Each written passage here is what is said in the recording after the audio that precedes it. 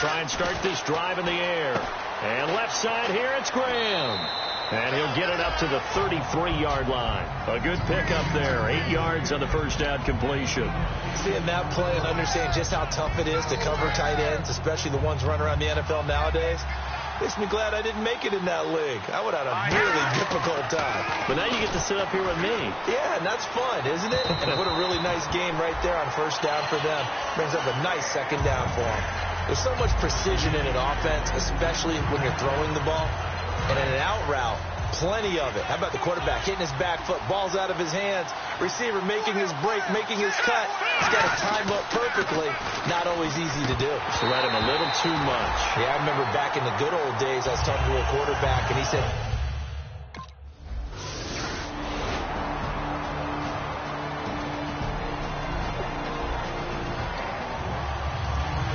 Denver getting set to take the field. And the last drive, the first drive for them, not very good. 3 and out. What do they go to here? Well, you don't look down at your play sheet and say, this is what the problem is. Yeah, let's find out who my playmakers are. Get the ball in their hands, and maybe the offense will move a little bit better. Sometimes it's more important to get it to the right people rather than dialing up the right number. Exactly. Or the right play, yeah. That, too. They'll set up a throw. And that one got tipped. Kind of threw everything off. It brings up third. Let's see what the defense dials up here. 3rd and 4. Anytime a ball's thrown in the middle of the field, it's popped up in the air, I expect someone to catch. It doesn't matter whether it's offense or defense, because there's usually a great amount of bodies in that part of the field. In this case, no one came up with it. And Denver getting set to take the field. And last drive, 3 and out. Still a goose egg on the scoreboard. How do they break that goose egg? They've got to find a way to get the ball in the hands of their playmakers, get them some space, and try and make a first down and get some momentum going. It's been a struggle for them throughout the game, and that 3 and out on the last possession, that told you just how stalled they are on offense. So who will step up here? We'll see. Being chased out left. Now he's going to let it go, and that's caught inside the 30. And he takes it all the way down to the 28-yard line. Good use of the pass there to pick up the first down against a defensive look that they had specifically prepared for, they told us, coming into this one. Certainly seems like they're holding all the right cards now, doesn't it? Because of their preparation. Went back, watched the tape, studied the tendencies, and they feel like they had them down cold, and they were able to use the pass against them. The catch is made. Benny Fowler. 5 yards on the catch there. Brings up 2nd down. Well, clearly one of his advantages as a passer is his height. Sit back in the pocket, fired over the middle. That makes things tougher defensively, doesn't it? It really does, because your goal is to move the quarterback off his initial spot when he gets his drop back completed. But when you have that type of height, he can stay in there if he's willing to take the hits and just fire over the top, which saves him time and actually completes a play a little bit quicker than it normally does for a quarterback who has to slide and find open space to throw. A little football 101 there. You just see the receiver try to run down the defender, meaning he goes right at him and really trying to move him a little bit towards the center of the field so he can put his foot in the ground and break to the out, to the sideline, and make a catch.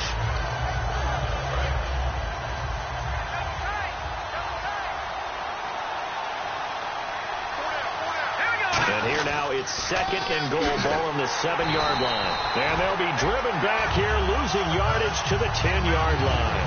So he loses 3 yards there. Now 3rd down.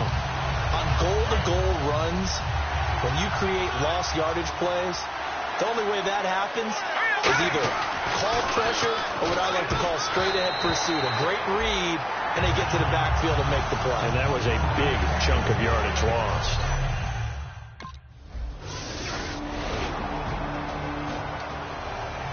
And Denver getting set to take the field.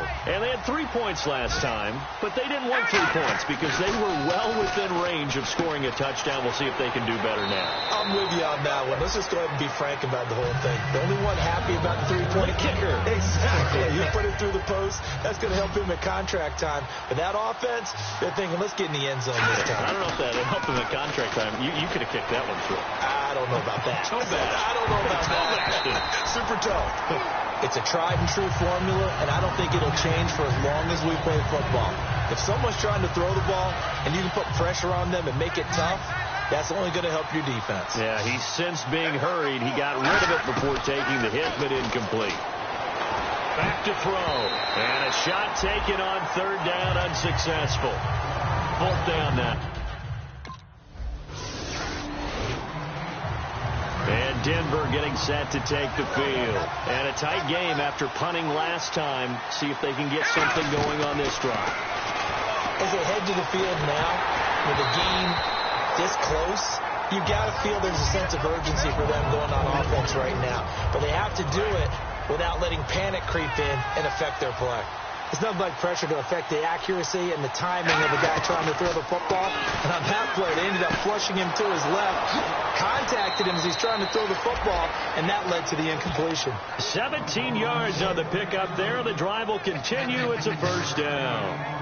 And that's one of his advantages of a passer, is it not? With his height, setting back there in the pocket, firing it over the middle, he can really see everything clearly. It is, and I know that other quarterbacks get it done different ways, all right? You don't have to be his height to make a great play, but what he does is he takes away having to make those slide steps in the pocket to find angles to throw the ball through. He just throws right over the top of it because he can see everything, and sometimes that saves time and gets the ball to a receiver quicker. He'll air it out deep for Thomas, and they went big on first down. Proves unfruitful. One thing I know from experience is that when the deep ball is thrown and you're the defender, you've got to fight that little bit of panic that emerges. You've got to play the ball really well. It's a 50-50 jump ball play. And guess what? They took a shot. Are you going to win it? And in this case, they managed to get it done. They'll wind up losing 3. And now it's third down. You have to give big-time credit to the cornerback on that play. Most of them like to just sit back and say, I'm playing pass. But he diagnosed that play so fast and got into the backfield for a loss of yardage. That's a monster play by the corner. Oh, the Buccaneer pressure too much. Down he goes. William Golston.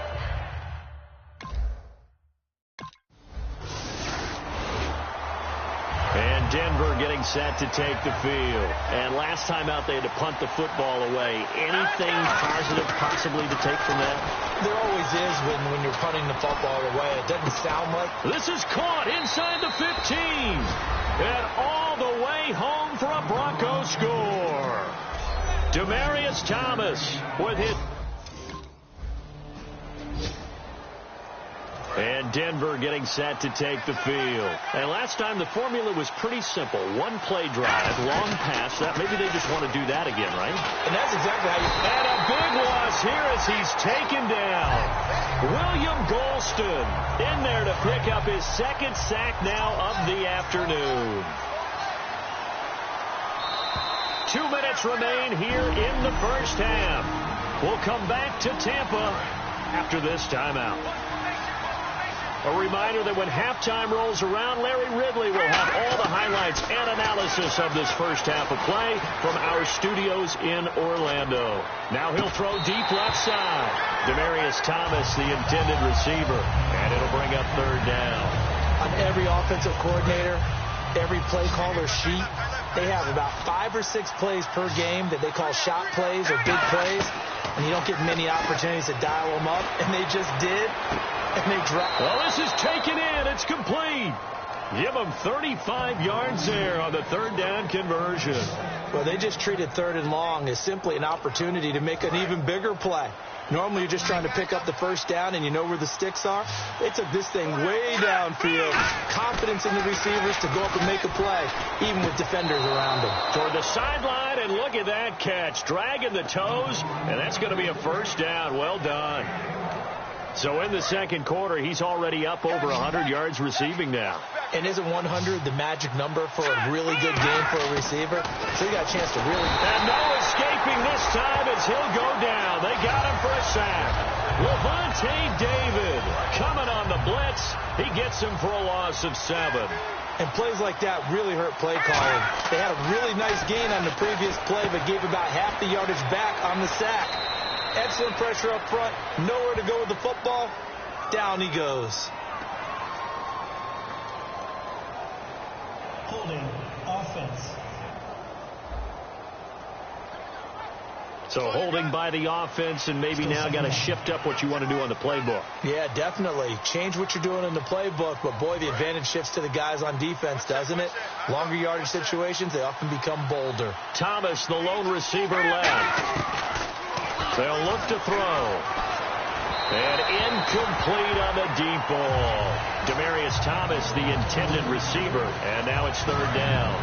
Fans do love the long ball, don't they? And he already found his guy once. Tried to give him another chance there, didn't he? Yeah, he did. Couldn't connect, but as you alluded to, he does have that touchdown. It's caught inside the 25.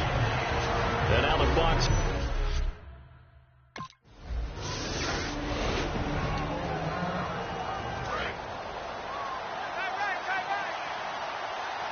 They'll come out in the pistol. They'll come out throwing here on first down. A 50-50 ball here, and it's intercepted. Picked off by the first rounder, Vernon Hargrave.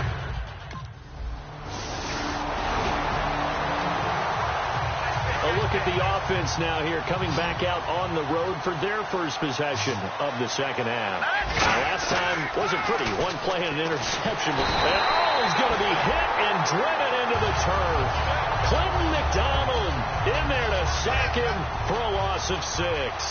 Well, how about that? A dime set on defense, 6 defensive backs. None of them blitz. They're just back there in coverage. Defensive lineman gets the sack. That's where the O-line, they go to the sideline, they keep their helmets on so the cameras can't find them, right? Yeah, the cameras can't find them, but I know one thing. The O-line coach will. Incomplete pass on second down. Let's see what the offense draws up here on third. Here we go. Now a shotgun snap as they'll look to throw. And the catch made. This is Emmanuel Sanders. They wind up getting 16, but even that's not quite enough. It's fourth down. And Denver getting set to take the field. And they're coming off a 3-and-out, my friend. I think they've got to look at that play sheet and go to a spot that they haven't gone before. Time to shake things up a little bit to try and get this offense moving. Okay, so how do you do that? How do you shake things up? You look at what you've called before, realize it hasn't worked Go to so something well, else. and maybe try and find one of those special plays from one of your better players, and maybe try and hit something big and get things going in the excitement area. They'll set up to throw. And the tip there altered the ball flight, and it falls incomplete. It'll be second down. But sometimes you just have to take things into your own hands, don't you? I mean, the offense is really struggling in this game. They're the ones keeping things going. They have to continue. Now whistles come in. We're going to get a timeout here by the offense. It's just their first, so 2 remaining as they burn one here in this third quarter.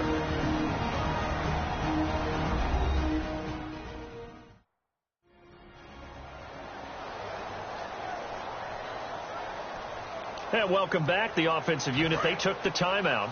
And now they get set to line up as we resume action. In the backfield is Anderson. Now he'll look to throw here on 2nd and 10. Oh, look at Thomas wide open. And all the way home for a Bronco score. Demaryius Thomas, his 2nd touchdown of the game, 17th on the year. And the Broncos will extend their lead. In order to lead in a game, you're going to get plenty of contributors, but that's his 2nd touchdown catch of this game. He's one of the key guys in this one. And you better believe he'll be looking for the hat trick here as this one continues to go. They'll run for it with Anderson. And he's going to be hit and taken down in the backfield. Just nowhere to run that time. And the try.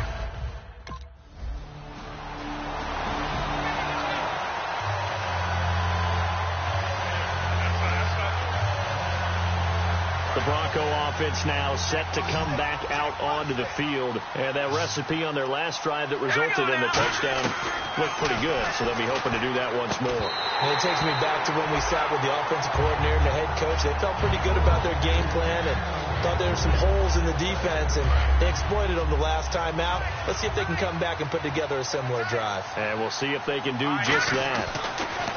Back to throw now on 2nd. And down he goes. A Buccaneer sack. It's the Bucs' new signing from New York, Robert Ayers, in there to bring him down for a loss of 7. Again, we'll see the pistol here. Out of the gun now on 3rd down. Looking deep for Demaryius. And intercepted. Maybe the turning point they need. Picked off by Major Wright. And the return this time will go out to the 42.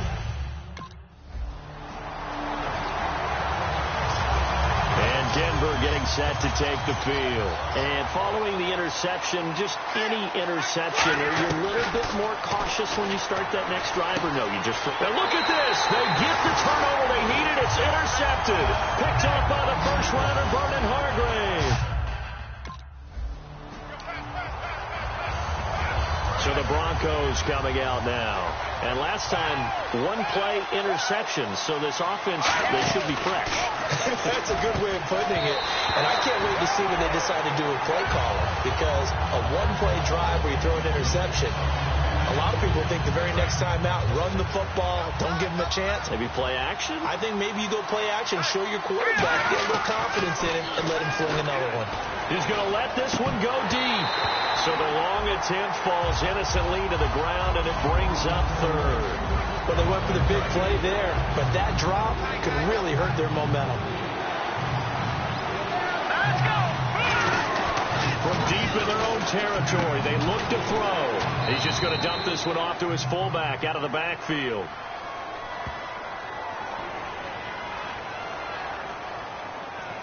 Holding offense.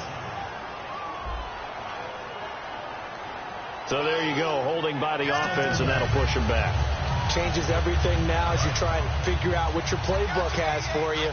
Longer yardage situations, tougher to execute and pick up first downs. Got to be careful here, backed up this deep on third down. And that will be incomplete as well.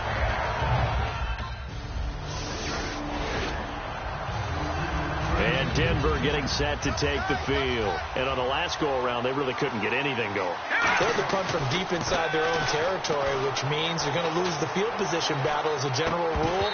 What they're looking for now is a little more consistency, move the ball at least a few times on offense, get a couple of first downs, and hopefully flip the field. Yeah, just something to build off of. That's what they're looking for here. He'll try again with the arm here on second down. There's that man again, Demaryius Thomas. That one good for 16, and the drive will continue. So deja vu all over again. Another good week, and sometimes maybe because the defense doesn't look that bad, maybe this is just good offense beating good defense in his case. I like that because we always want to point out that there was a breakdown or someone made a mistake or there was an error. Sometimes it's exactly as you described it. Sometimes they just made better plays. And that's what he's been doing for the last 2 weeks. Someone's got to find a way to cover this guy. Otherwise, he may set some records. Another pistol look here. And 2nd and 10, he'll look to throw again. And they will not get the connection there. It's incomplete. Looking to go back to Thomas again. And that'll make it 3rd down. I think that's a big-time play there because the slant route is really hard to cover because the timing is so quick. But able to see it, diagnose it, and get to the football, that's why he's able to bat it away. And incomplete. The contact made the ball roam free and brings up 4th down.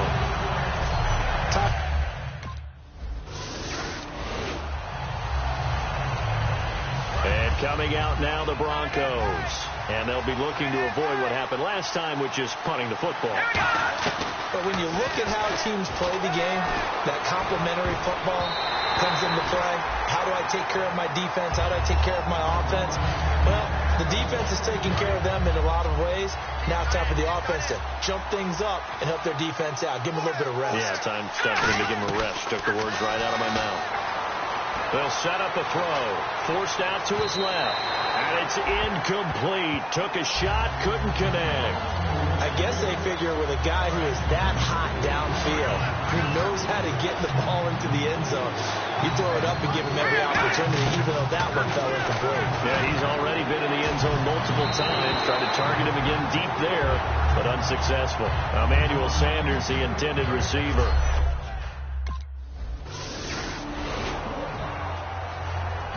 A great come-from-behind victory in this one, Charles.